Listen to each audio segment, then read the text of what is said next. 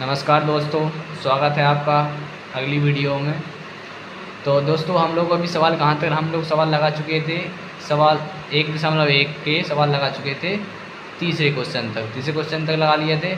हमारा last question क्या था? हमने लास्ट क्वेश्चन किया था 8, 9 और 25। 8 और 9, 25 जो हमारे लास्ट क्वेश्चन था तीसरे का तीसरा। 8, 9, 25 के HCF और LCM हमने ज्ञात किए थे। इसके बाद हमारा अगला क्वेश्चन क्या है दोस्तों? अगला क्वेश्चन है हमारा HCF कोष्टक 306,657 और 9 दिया है। LCM कोष्टक में 306 और 357 ज्ञात कीजिए। देखो दोस्तों, इसमें कहने का मतलब उनका ये है कि ये हमें पहली संख्या दे रहे हैं, ये हमें दूसरी संख्या दे रहे हैं। ये जो HCF बराबर लिखा है यानी हमें HCF दे दिया गया है 9 और हमें निकालना क्या है? हमें निकालना है HCF। देखो दोस्तों, इसको कैसे लगाएंगे? बहुत ही ईजी क्वेश्चन है, बहुत ही सरल क्वेश्चन है। तो क्या है हमारा 1.1 का हमारा क्वेश्चन नंबर कितना है? ये हमारा है चौथा। कौन सा क्वेश्चन है? ये क्वेश्चन नंबर है हमारा चौथा। इसमें क्या गया है? इसमें हमें पहली संख्या दे रहे हैं, इसमें हमें HCF दिया गया है। क्या दिया गया है? HCF दे रहे हैं हमें 9। कितना दे रहे हैं दोस्तों? HCF 9 दे रहे हैं। और जो हमारी पहली संख्या है क्या है दोस्तों? पहली संख्या जो कोष्टक में दी गई है, पहली संख्या है हमारी 306 और जो हमारी दूसरी संख्या होगी, दूसरी संख्या दे रहे हैं हमें 657। ठीक है दोस्तों, हमें निकालना क्या है? हमें LCM निकालना है। LCM equal to question mark. तो आप लोगों ने कक्षा 5 में भी सूत्र पढ़ा होगा और अभी हमने पीछे सॉल्व भी किया था।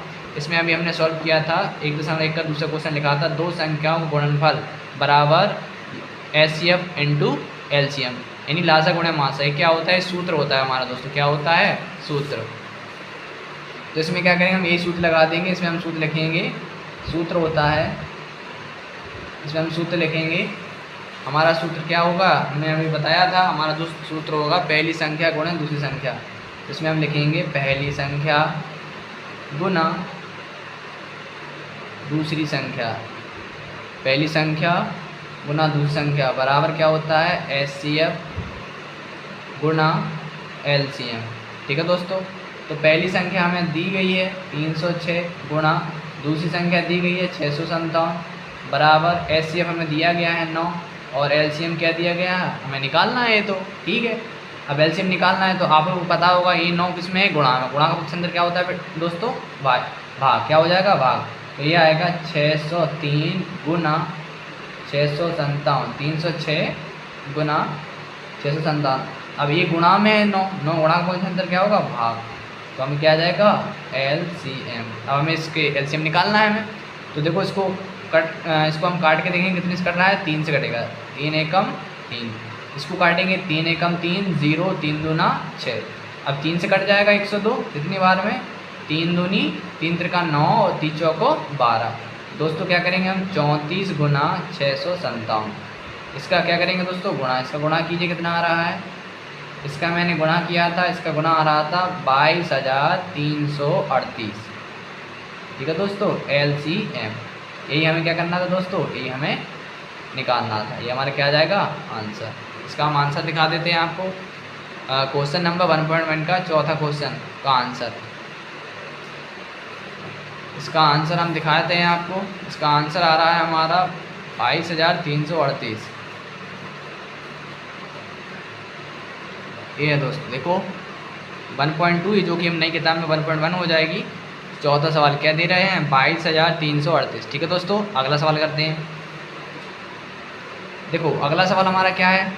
अगले सवाल में बोला गया है कि जांच कीजिए कि क्या किसी प्राकृतिक संख्या n के लिए संख्या 6 की पावर n अंक 0 पर समाप्त हो सकती है। इस प्रश्न को करने से पहले इसका आप लोगों को मैं एक नोट लिखवाना चाहूँगा।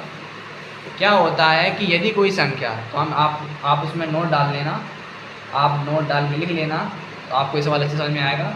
आप इसमें डाल लेना कि यदि कोई संख्या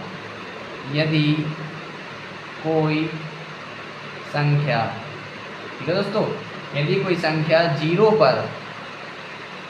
पर समाप्त होना चाहती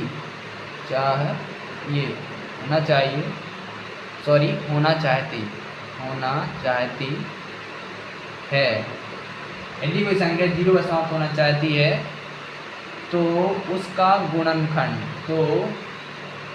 उसका गुणनखंड। तो उसका गुणनखंड, कौन सा गुणनखंड? उसका अभाज्य गुणनखंड, यानी फैक्टर निकालते हैं उसके फैक्टर। उसका अभाज्य गुणनखंड में कम से कम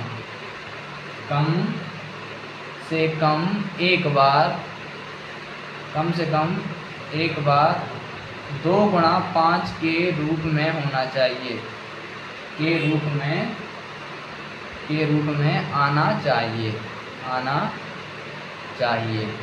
ठीक है दोस्तों, यानी कोई संख्या यदि 0 पर समाप्त होना चाहती है तो उसके हम जो फैक्टर निकालते हैं तो उसके फैक्टर मिनिमम, उसके फैक्टर 2 जो होंगे वो 2 और 5 होना चाहिए। यदि उसके फैक्टर 2 गुणा 5 के रूप में है तो वो संख्या हमारी क्या होगी? 0 पर समाप्त होगी, अन्यथा नहीं होगी। तो जबकि हमारा पहला क्वेश्चन, हमारा 6वां क्वेश्चन क्या कह रहे हैं? वो कहना है 6 की पावर है, तो हम क्या करेंगे? 6 के निकालेंगे गुणनखंड। क्या निकालेंगे दोस्तों? 6 के निकालेंगे गुणनखंड। तो 6 के गुणनखंड निकालेंगे हम, तो 2 के गुणनखंड 2 3 6 और 3 एकम 3। अब 6 के हम जो अभाज्य गुणनखंड लिखेंगे, गुणनखंड कितना आएगा हमारा? 2 गुणा 3। अब इसका 2 गुणा 3 है, इसमें 2 तो है, इसमें 5 नहीं है, तो हम इसमें क्या लिखेंगे? हम इसमें लिखेंगे चूँकि 6 के गुणनखंड करने पर, चूँकि 6 के गुणनखंड करने पर यह 2 गुणा 5 के रूप में नहीं है, के रूप में नहीं है, यह है, इसलिए आप लिख लेना, इसलिए यह कभी 0 यानी 0 पर समाप्त नहीं होगी। ठीक है दोस्तों, 0 पर समाप्त नहीं होगी। इसमें क्या कहा? 0 पर समाप्त नहीं होगी किसी भी प्राकृत संख्या n के लिए। ठीक है दोस्तों, कोई भी संख्या हो, n का मतलब यहाँ पर कोई भी संख्या है, कोई भी नंबर है। ठीक है दोस्तों, तो आपको समझ में आ गया होगा। इसके बाद हम अगला क्वेश्चन देखते हैं। देखो अगला क्वेश्चन में क्या बोला गया है? अगले क्वेश्चन में बोला गया है व्याख्या कीजिए कि 7 गुना 11, 11 गुना 13 प्लस 13 और 7 गुना 6, 7 गुना 5, 7 गुना 4, 7 गुना 3, 7 गुना 2, 7 गुना 1 प्लस के 5 भाज्य संख्याएँ क्यों हैं? हमें बताना है भाज्य संख्या क्यों है। तो देखो अभी तो मैंने आपको जब इंट्रोडक्शन वीडियो में मैं बना रहा था तो मैंने उसमें बताया था कि भाज्य संख्या क्या होती है और अभाज्य संख्या क्या होती हैं। लेकिन क्या होता है, जैसे मान लो बहुत बड़ी संख्या होती है, अब उसमें देखना पड़ता है कैसी संख्या ये भाज्य है या नहीं है। तो उसके लिए मैं आपको नोट लिखवा रहा हूँ, तो आप उसमें नोट कर लीजिए। आपको अब थोड़ा सा दूसरा तरीका बताता हूँ कैसे पहचाना जाता है भाज्य संख्या अभाज्य संख्या। देखो भाज्य संख्याएँ, भाज्य संख्याओं के लिए भाज्य और यहाँ पर डालेंगे हम अभाज्य। तो देखो भाज्य संख्याओं के लिए क्या दूसरी विधि है? तो इसके लिए हम क्या करते हैं कि जो भाज्य संख्या होती हैं, भाज्य संख्या यहाँ पर लिखेंगे जिस संख्या के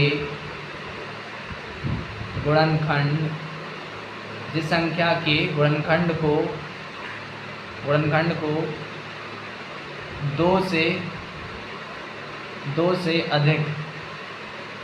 अधिक गुना के रूप में लिखा जा सके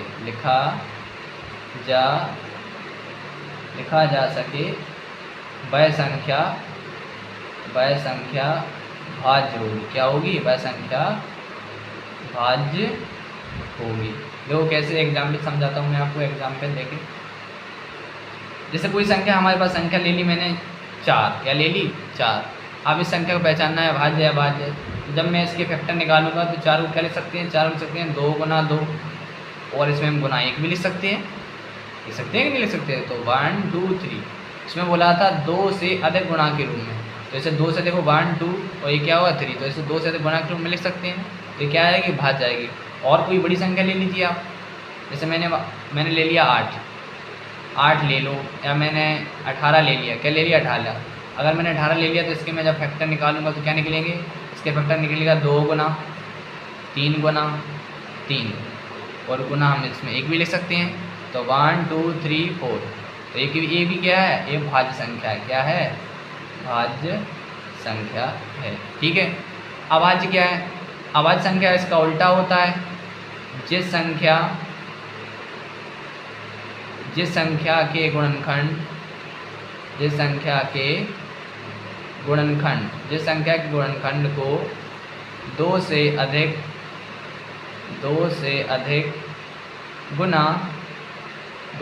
गुना के रूप में ना लिखा जा सके वह संख्या अभाज्य होगी। क्या होगी दोस्तों, वह संख्या अभाज्य होगी। एग्जाम्पल से समझते हैं हम लोग। जैसे मैंने ले ली संख्या 23। क्या ले ली, 23।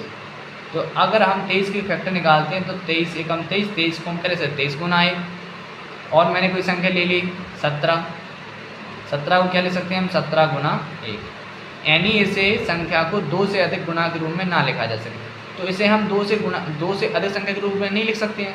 तो ये संख्या क्या कहलाएगी, अभाज्य संख्या होगी। कैसी होगी, अभाज्य होगी। कैसी संख्या होगी, अभाज्य होगी। अब आपको प्रश्न करवाते हैं। हम अपने सवाल पर आते हैं।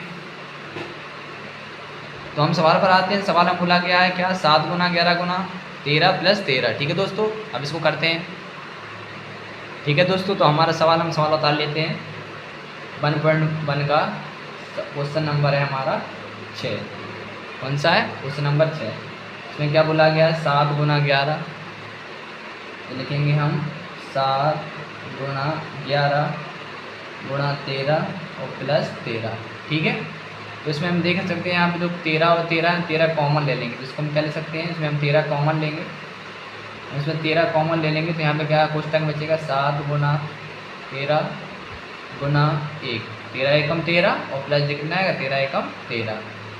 तो जब इसको हम सॉल्व करेंगे तो ना 13 गुना, इसका हम गुणा करें 13 7 11 7 77। सॉरी, इसको क्या आएगा 11 7 77 प्लस 1। ये कितना आएगा, 13 गुना 77। ये कितना होगा, 78। कितना होगा, 78। ये लिखा है 13 गुणा 78 और 78 में हम 1 से भी गुणा कर सकते हैं। नहीं कर सकते दोस्तों। तो मैंने अभी देखो आपको ऊपर बताया था कि जिस संख्या के गुणनखंड को 2 से अधिक गुणा के रूप में लिखा जा सके वह भाज्य संख्या होगी। तो इसमें भी हम यही कारण लिख देंगे। इसमें हम कारण क्या लिख देंगे, इसमें हम कारण लिख देंगे, क्या लिखेंगे दोस्तों, इसमें कारण लिखेंगे 2। इसे क्या लिखेंगे, इसे यहाँ पर लिख देंगे, इसे 2 से अधिक गुणनफल के रूप में होने के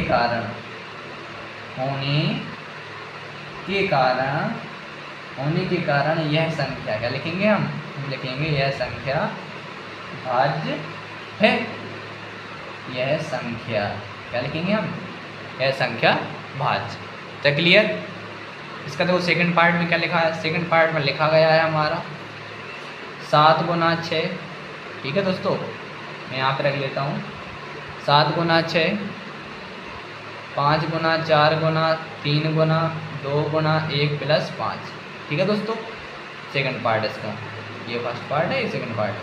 तो इसमें देखो हमें दिख रहा है यहाँ पे 5 है, यहाँ पे 5 है। तो 5 कॉमन ले लेंगे हम, 5 कॉमन लेंगे। तो हम पुस्तक के दरवाजे 7 गुना 6 गुना 4 गुना 3 गुना 2 गुना 1 प्लस 5 एकम 5, 5 के संभाग चला जाएगा, 1 आएगा। कितना आएगा, 1। इसका गुणा कर लेंगे हम। गुणा कीजिए, 2 एकम 2 2 3 6 6 चौको 24, 24 का गुणा करेंगे हम कितने में, 6 में। 24 5 120, 24 6 144, 144 में गुणा कीजिए 7 से, कितना आएगा। ठीक है दोस्तों, तो आपने इसका गुणा किया होगा। मैंने इसका गुणा कर लिया है, मैंने इसका गुणा किया। इसका गुणा करने पर आया 144 गुणा 7 किया तो इसका गुणा करने पे आया 1008। मैं यहाँ पर लिख दूंगा 1008। ठीक है दोस्तों, यहाँ पे कोई चिन्ह नहीं होता है, यहाँ पे गुणा का चिन्ह माना जाता है। ठीक है दोस्तों, तो इसके भी गुणा में हम ये लिख सकते हैं। तो इसका भी सेम कारण यही हो जाएगा। ठीक है, तो इसके और इस दोनों के लिए आपको बीच में यहाँ पर लिख देना, दोनों का लिख देंगे। इसे 2 से अधिक गुणनफल के रूप में लिखा जा सकता है, लिखा के रूप में होने के कारण यह संख्या क्या हो जाएगी, यह संख्या भाज्य। ठीक है दोस्तों, अब हमारा रह गया 1.1 का लास्ट सवाल। लगाते हैं। लास्ट सवाल क्या है हमारा दोस्तों, देखो हमारा अगला प्रश्न क्या है। अगला प्रश्न है, किसी खेल के मैदान के चारों ओर एक वृत्ताकार पथ है। इस मैदान का एक चक्कर लगाने में सोनिया को 18 मिनट लगते हैं, जबकि इसी मैदान का एक चक्कर लगाने में रवि को 12 मिनट लगते हैं।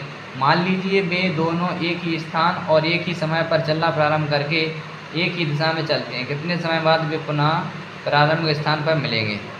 तो इस सवाल के लिए जैसे मैं आपको समझाऊँ, इसमें क्या है, जैसे मान लो एक खेल का मैदान है, आप लोग जानते होंगे खेल का एक मैदान होता है। आपने जैसे मान लो कोई दौड़ वगैरह देखी होगी, ओलंपिक में देखे होंगे आपने 100 मीटर की रेस हो, इसमें क्या एक वृत्ताकार पथ है। क्या है, इसमें एक वृत्ताकार पथ है, ठीक है।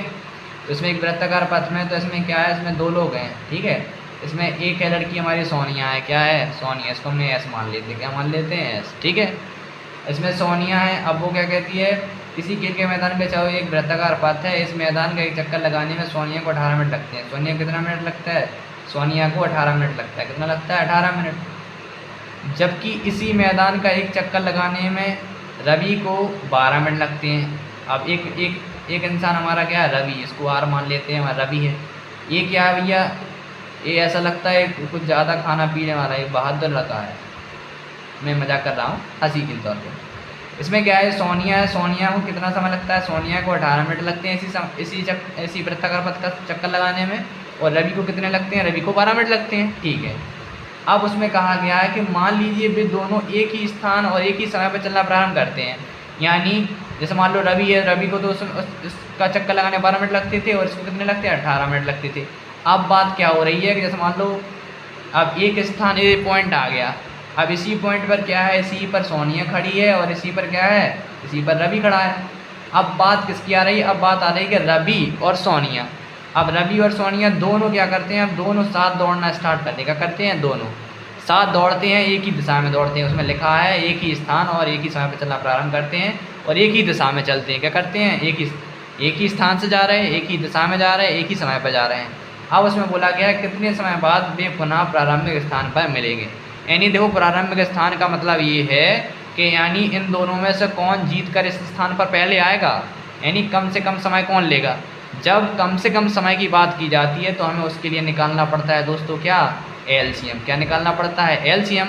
और जब बात की जाती है अधिक से अधिक के लिए निकाला जाता है एचसीएफ। कक्षा आप लोगों ने 5वीं में पढ़ा होगा, इस प्रकार के सवाल आते हैं कि जब बात की जाती है कम से कम, जब बात की जाती है कम से कम के लिए होता है लासा, ठीक है दोस्तों। और क्या होता है जब अधिक से अधिक की बात की जाती है, अधिक से अधिक, तो अधिक से अधिक के लिए किया जाता है मासा, ठीक है दोस्तों। तो हमें इसमें क्या करना है, हमें इसमें जो सोनिया की जितना समय ले रही थी 18 मिनट और जो रवि ले रहा था 12 मिनट, दोनों का क्या करेंगे, हम लासा निकाल देंगे। जितना आएगा उतने मिनट के पश्चात हम लिख देंगे, इतने मिनट के पश्चात पुनः प्रारंभिक स्थान पर मिलेंगे, ठीक है दोस्तों। तो इसमें हम क्या करेंगे, आप चाहो तो आप इसमें चित्र बना सकते हैं, मैं तो आपको समझाने के लिए चित्र बना रहा था। इसमें कुछ नहीं करना है, यहाँ पे हमें क्या करना है, हमें 18 और 12 दोनों का क्या निकालेंगे, हम लासा, एलसीएम निकालने का निकाल देंगे एलसीएम। आप ऐसे भी निकाल सकते हैं फैक्टर के तौर पे, 2 से निकालेंगे, 2 नाम 18, 2 छिक 12, 9 का 9, 2 तिया 6, 3 त्रिका 9, 3 एकम 3, अभी 3 से भाग जा रहा है, 3 एकम 3, ठीक है दोस्तों। तो यहाँ पे हम क्या लिखेंगे, लासा या एलसीएम, इंग्लिश में एलसीएम, हिंदी में लासा बोलते हैं।